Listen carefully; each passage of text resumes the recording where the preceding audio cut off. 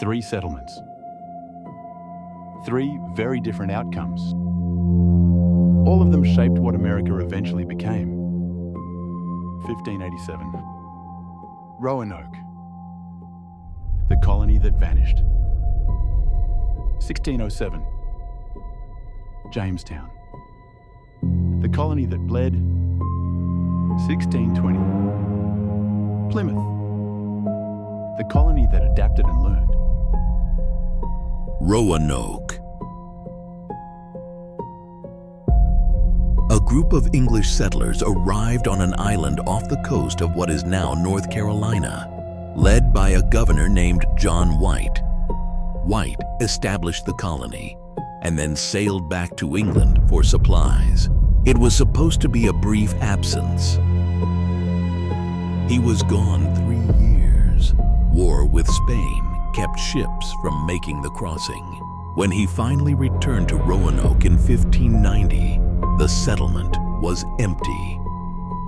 No bodies. No signs of violence. No explanation. The only clue was a single word carved into a post. Croatoan. The name of a nearby island. The name of a nearby tribe. No one ever found them. The lost colony of Roanoke remains one of the oldest unsolved mysteries in American history. A reminder that the first English attempt at permanent settlement simply vanished without a trace. Some believe they joined the Croatoan tribe. Historians suspect they chose assimilation rather than starvation and extinction. Another theory is that the Powhatan Confederacy claims to have destroyed the assimilated people around the time of Jamestown. This describes the survivors' plight. Jamestown. The Virginia Company of London made several attempts to establish a foothold in the New World. In 1607, they tried again, this time on the banks of the James River in the Chesapeake Bay. The colony was named for King James I, who had chartered it, and it was financed by investors expecting profit. What they got at first was catastrophe. The settlers faced disease, famine, and constant conflict with the Powhatan Confederacy. The first years nearly destroyed the colony entirely.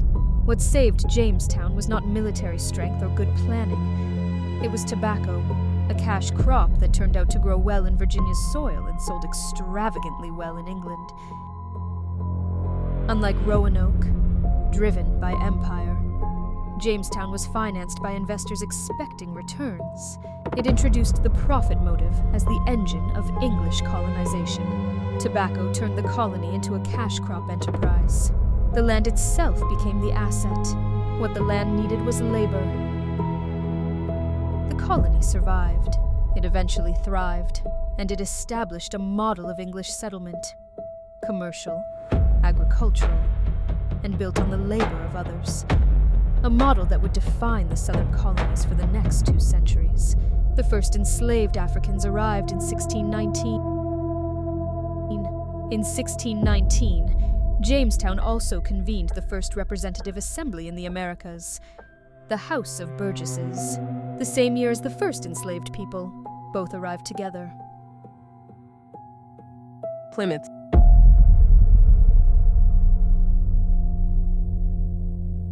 The Pilgrims, a group of religious separatists who had fled England for Holland and then decided that Holland was too permissive for their purposes, boarded the Mayflower in September of 1620, bound for the northern reaches of the Virginia colony.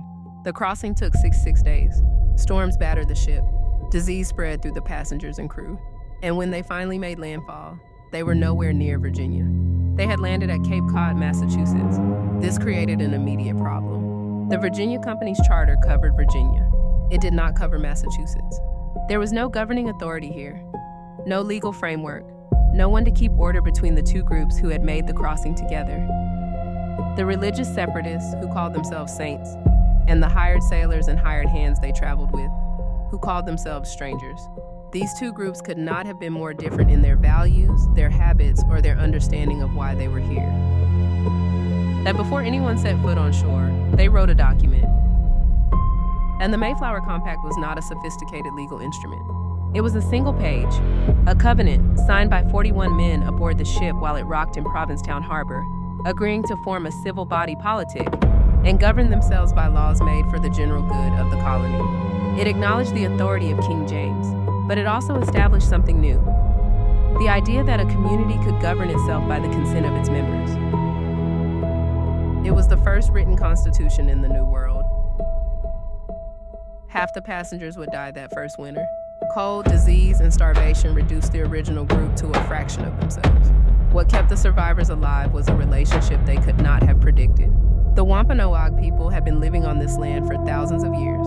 Their leader, Massasoit, made a decision, not obvious, not inevitable, to extend cooperation to the strangers who had arrived on their shore. His reasons were partly strategic. The Wampanoag had been devastated by disease outbreaks brought by earlier European contact and faced pressure from rival tribes. An alliance had value. They were one of the first groups to engage in self-government not handed down by a king, not granted by a company. The colony agreed to govern itself by laws made for the general good, consent of the governed. It was the first written constitution, a single page, 41 signatures, written while the ship rocked in the harbor. It would become a precursor to the United States Constitution 167 years later. Then a miracle happened. Meet Squanto. Squanto's story is one of the stranger threads in early American history.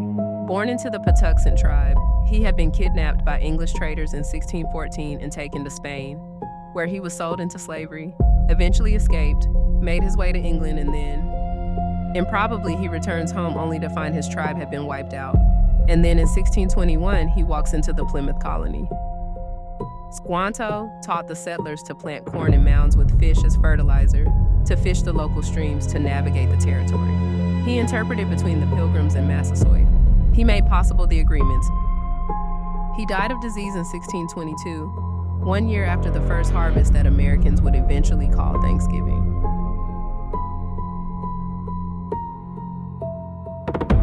Three settlements.